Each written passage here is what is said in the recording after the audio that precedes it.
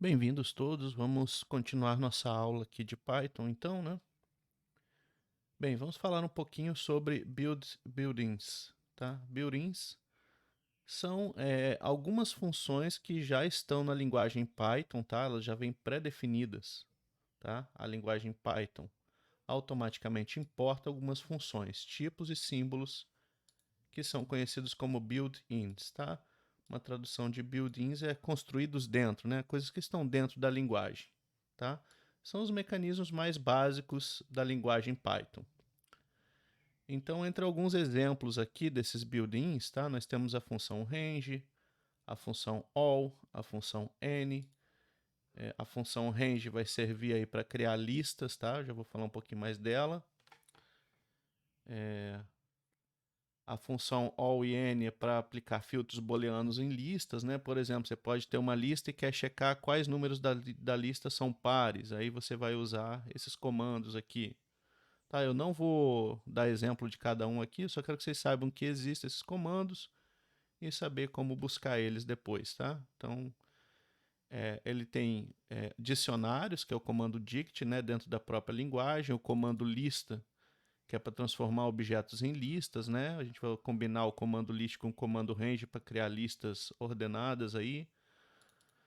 O comando set, que é para criar conjuntos, tá? Então, conjuntos de elementos. Isso nesse curso eu não vou abordar nem dicionário nem lista, provavelmente não vai dar tempo, né? E a parte de object, né? Que é a parte de orientação a objetos do Python, que também não vai ser abordada nesse curso. Nós temos os comandos sorted and reversed, que serve para ordenar listas, tá? Então, deixa eu só criar aqui um exemplo disso que eu acho interessante para a gente tentar usar esses comandos. Vamos criar uma lista aqui, ó, x igual 3, 4, 3, 2, 1, 4 e 5, tá? Então, vou executar. A primeira execução aqui no Python Notebook é um pouco lenta, mas depois vai ficando mais tranquilo, né? Beleza, executei meu código ali, defini minha lista X, né? Agora eu posso usar o comando sorted e passar para ela uma lista, tá? Na verdade, um iterable, um iterador aqui, né? Pode ser, a lista é um tipo de iterador. Todos os objetos que você pode do Python, tipo lista, tupla, string, são podem ser iterados, né? São coisas que têm uma sequência de objetos dentro. Então você pode passar aqui para o sorted. O sorted vai pegar os elementos dessa lista e vai criar uma nova lista com os elementos ordenados, tá? Diferente do método que a gente viu, x.sort. Se eu chamar x.sort, ó, deixa eu printar o valor de x primeiro. X continua desordenado, tá? O sort dele entra aqui uma lista, um objeto, né? Uma tupla, uma string. Ele ordena e cria uma nova lista, beleza? Se você usar o método sort na lista, ele vai modificar o valor de x, tá? Então agora a própria lista foi modificada, ó. Veja que agora a própria lista x já está ordenada. Então esse aqui faz dentro do objeto e esse aqui vai criar uma nova lista que você tem que salvar em outra variável, tá bom? Então a diferença é essa.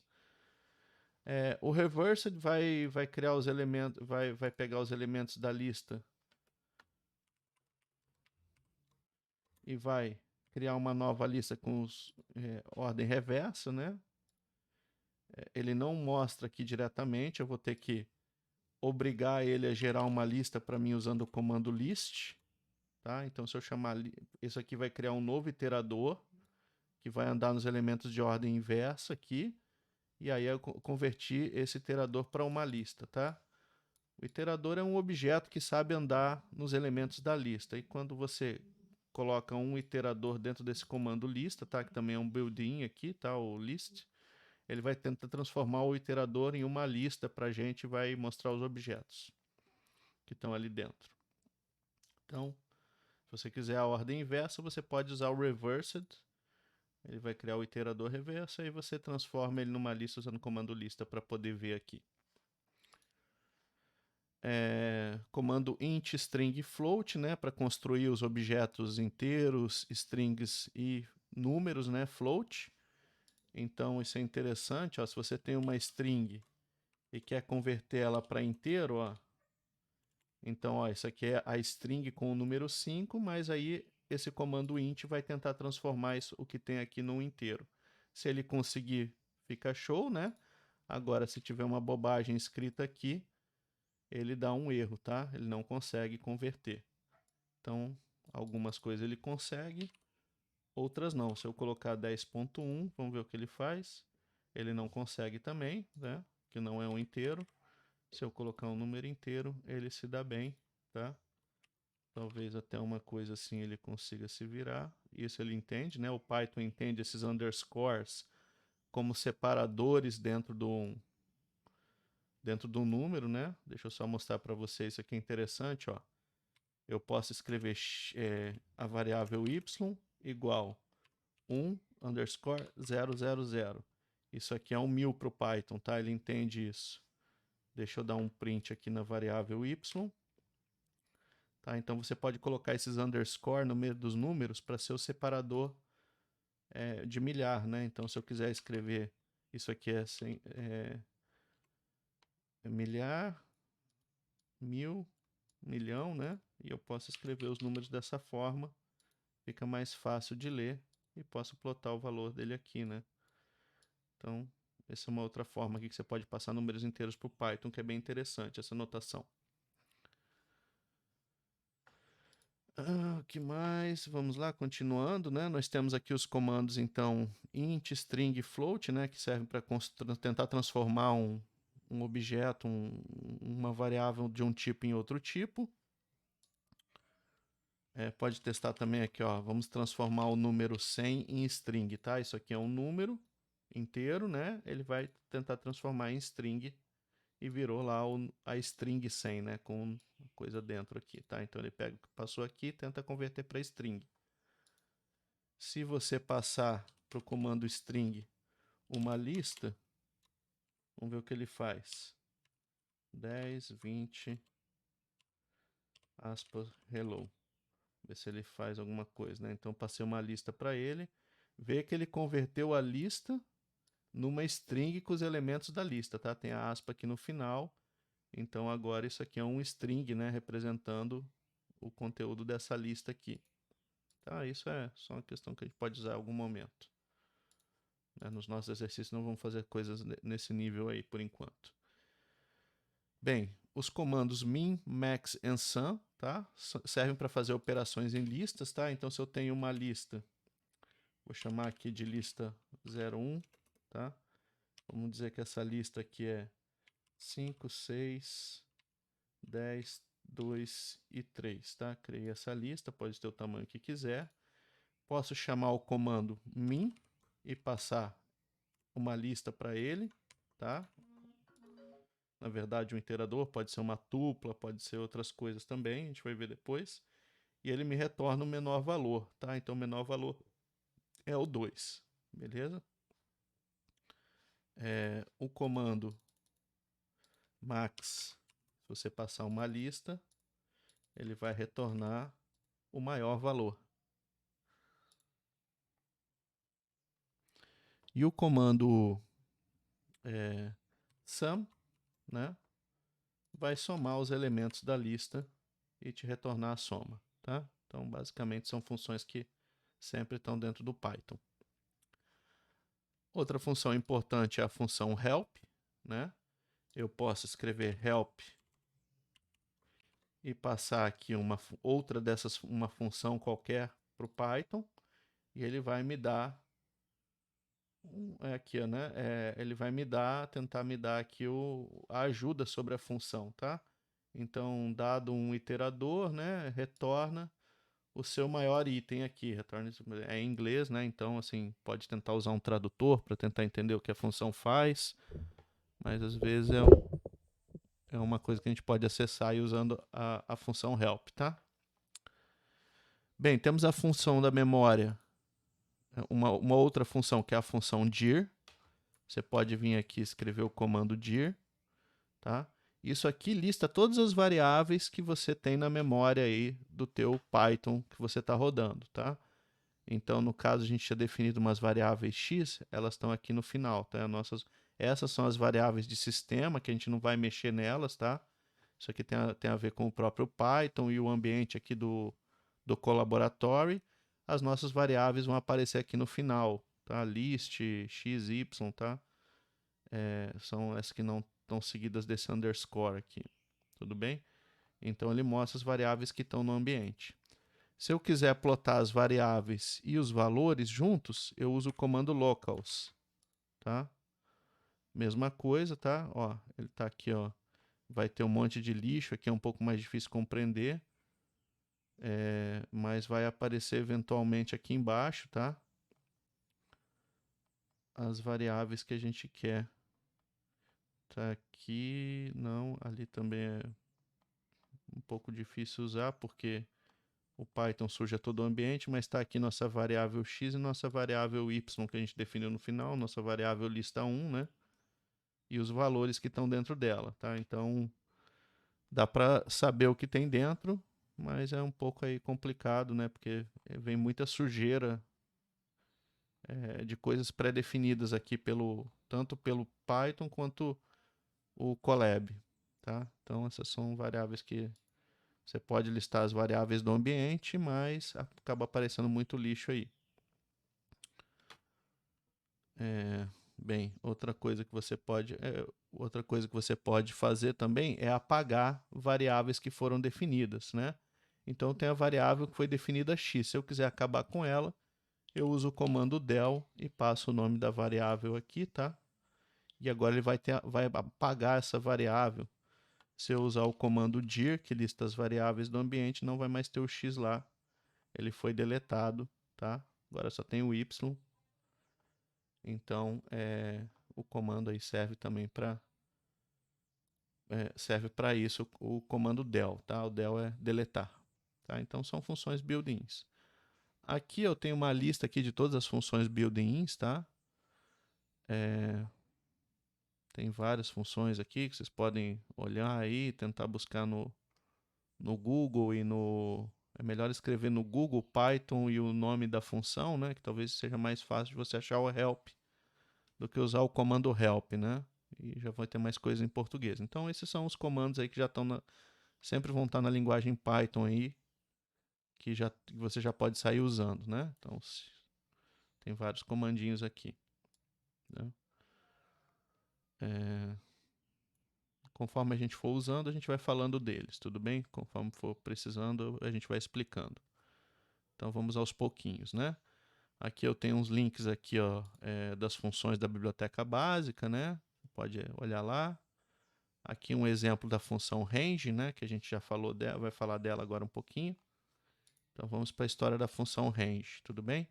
Só dizendo que você pode chamar o help da função range usando o help e passar aqui, né? Tá? Ele vai dizer o que a função faz. Basicamente, ela vai retornar um iterador, que é um objeto que permite a gente iterar numa sequência de itens, tá? A função range, em particular, ela vai permitir a gente criar sequências de números, tudo bem? Então, olha só. Se eu escrever só range 10, tá? Ele vai criar um objetinho no Python lá chamado range de 0 a 10. Isso está representando para a gente os números que vão do 0 até o 9, tá? Ele vai até 1 a menos daqui. Ele começa no 0 e vai até 1 a menos daqui. Então, os 10 primeiros seriam os 10 primeiros inteiros contando 0, né? Se eu quiser mostrar os valores que estão aqui dentro, eu tenho que transformar esse objeto range numa lista. Então, agora sim, ó, isso aqui é um cara que está representando os números inteiros, de 0 a 9, e eu vou transformar isso aqui numa lista, e aí eu tenho acesso à lista aqui do Python, ele cria para mim essa sequência de 0 a 9, tá bom? Posso criar sequências começando e terminando, por exemplo, ó, se eu colocar range de 10 até 20, está falando para criar os números de 10 até 20, tá? Incluindo, novamente, intervalo fechado do lado esquerdo, intervalo aberto do lado direito. Então, os números entre 10 e 20, ele vai criar o 10 até o 19. Se eu quiser os números exatamente entre 10 e 20, eu tenho que colocar 21 aqui, e ele vai criar até o 20, tá? É aquela história de começar do 0 ou começar do 1, os valores, né? Dos índices de uma lista. Então, ó, você pode dar o início, o primeiro parâmetro, o segundo parâmetro é o fim. Se você passar só um parâmetro, ele começa do 0, tá ok? Outra coisa que você pode fazer com o comando list, né, é dar um passo. 3 parâmetros, ó. Então, onde começa, onde termina, e o terceiro parâmetro é o step. Tá falando aqui, ó, start, stop, step. O terceiro parâmetro pode ser o step. Se eu colocar um 2 aqui, ele vai começar do 10 e vai andar de 2 em 2 até o 21. Vamos ver lá. Né? Então, ó, ele pegou o 10, 12, 14, 16, 18 e 20. Então, ele andou de 2 em 2. Se eu colocar 3 aqui, ele vai andar de 3 em 3. Pegar os números de 10 até 100 de 3 em 3. Ó. Né? Então, ele gerou a lista aí. 10, 13, 16, está andando de 3 em 3. Tá? Então, um jeitinho fácil aí para você quase gerar uma tabuadinha aí, né? Então, se você colocar de 0 a 100, 3 a 3, né? 0, 3, 6, 9, vai andando nessa ordem. Vamos testar se eu posso colocar números float aqui, eu não tenho certeza. Ele não permite, tá? É só para inteiros mesmo. Então, é só para andar com inteiros. De 5 em 5, né? Então, você pode brincar legal aqui de 10 em 10. Tá? Então, início, fim e o passo de quantos em quantos você está andando, né? Tá fazendo tipo uma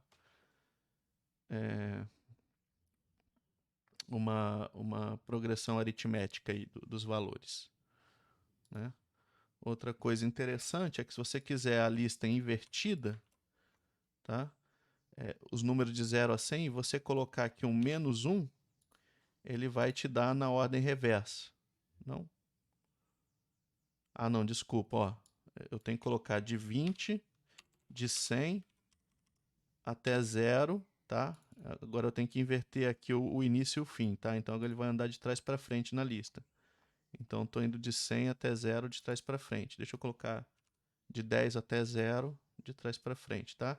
Então vai começar no 10, vai chegar no 0 e vai andar de menos 1 em menos 1. Então eu posso fazer listas invertidas aqui, né? Isso tem suas utilidades aí.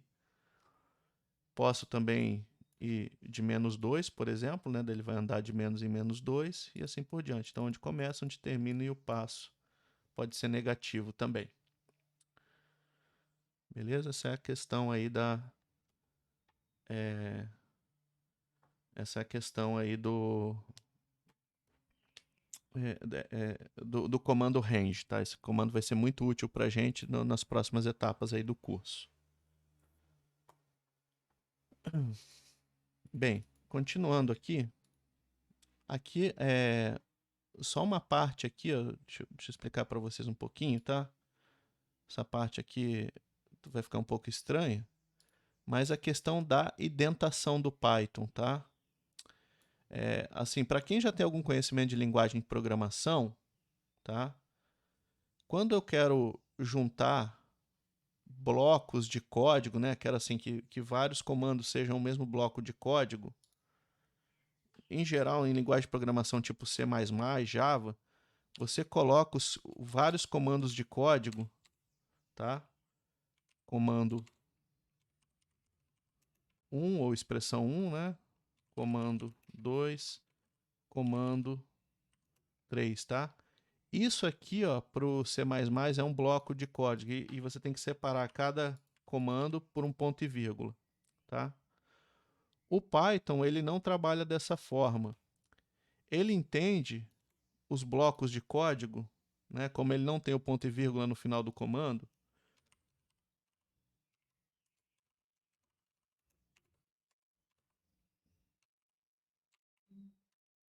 ele vai entender os blocos de código pela indentação, tá? Então, isso para ele aqui são códigos normais, né, um embaixo do outro. Isso aqui não é um bloco para ele. Se você quiser criar um bloco, você aperta um tab ou dá uns 4 espaços aqui. E agora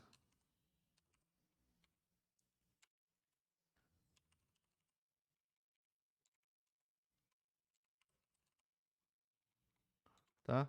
Esses 3 comandos para ele aqui que estão juntos pelo tab aqui, ó, tá vendo? Tem um espaçamento, todos começando no mesmo posição aqui de espaço. Esses 3 comandos aqui para ele são um bloco de código, tá? Ele vai entender isso aqui como um bloco de código. Isso vai ficar mais claro quando a gente estudar a função if-else ali, vai ter os exemplos. Aí a gente vai ter que usar essa indentação para dizer onde começam e terminam os blocos de código, tá? Para o Python entender onde começa e termina os blocos. Então, em geral, em outras linguagens de programação, você quer criar um bloco de código, você tem que começar com uma chave e fechar uma chave. Tá? E aí outras linguagens de programação não se preocupam com essa indentação aqui, tá? Não faz nenhum efeito. Mas no Python, para você criar esses blocos, você precisa colocar esses espaços aqui no começo. É 4 espaços, tá? Ou uma tab, um comando de tabulação, apertando a tecla tab, ou 4 espaços, tá? O importante pode ser 3 espaços, 2 espaços, mas é importante que todas as linhas comecem na mesma posição. Tudo bem? Senão ele se perde. Bem, isso vai ficar mais claro aí na próxima aula que a gente vai falar do comando if. Beleza? Então isso aqui é só para dizer aí que as coisas vão funcionar dessa forma. Depois a gente vai ver como isso funciona direitinho.